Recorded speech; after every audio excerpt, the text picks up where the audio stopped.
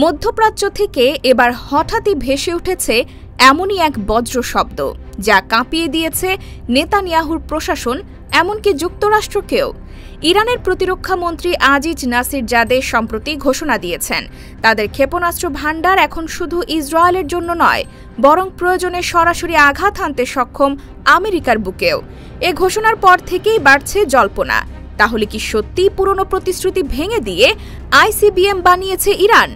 তবে কি সত্যি হতে চলেছে ওয়াশিংটনে আঘাতের হুমকি?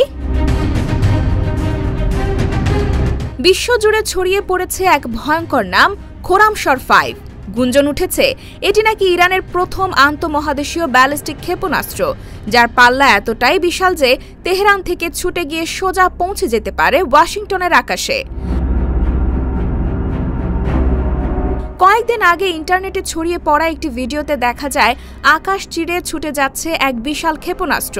মুহূর্তেই প্রশ্ন, এটি কি তবে ইরানের প্রথম আন্তঃমহাদেশীয় ব্যালিস্টিক ক্ষেপণাস্ত্র, অর্থাৎ আইসিবিএম? যদিও ভিডিওটি আসলে ছিল খোরামশর-4-এর, তবে এ নিয়ে আলোচনার ঝড় থামেনি। বিশেষজ্ঞ সূত্রের দাবি, খোরামশর-5-এর পাল্লা প্রায় 12,000 কিলোমিটার, যা সরাসরি আমেরিকার মূল ভূখণ্ডে পৌঁছাতে সক্ষম।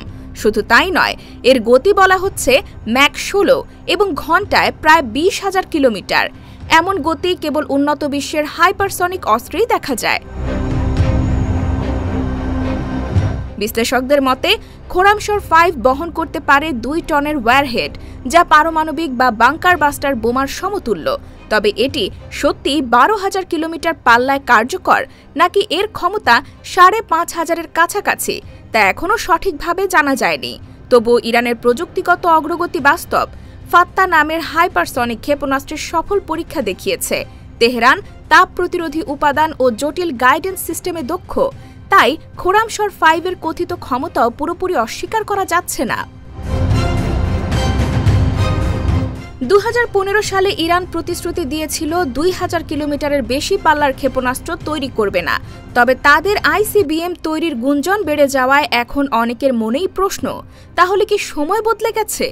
ইসরায়েল ও যুক্তরাষ্ট্রের সঙ্গে বেড়ে যাওয়া উত্তেজনা, আঞ্চলিক দ্বন্দ্ব এবং আগ্রাসন, এসব কি ইরানকে বাধ্য করছে তার পুরনো প্রতিশ্রুতি ভাঙতে? উত্তর হয়তো শীঘ্রই জানা যাবে। তেহরান যদিও এখনও আনুষ্ঠানিকভাবে মুখ খোলেনি, কিন্তু যখন ইরানের প্রতিরক্ষা মন্ত্রী ঘোষণা দিলেন তারা 2 টনের ওয়্যারহেড সফলভাবে হাইপারসনিক গতিতে পরীক্ষা করেছে, তখন আন্তর্জাতিক বিশ্লেষকরা ধারণা করছেন খোরামশর-5 হয়তো ইতোমধ্যেই পৃথিবীর মাটিতে, আর বিশ্ব অপেক্ষা করছে তা কবে প্রকাশ করা হবে।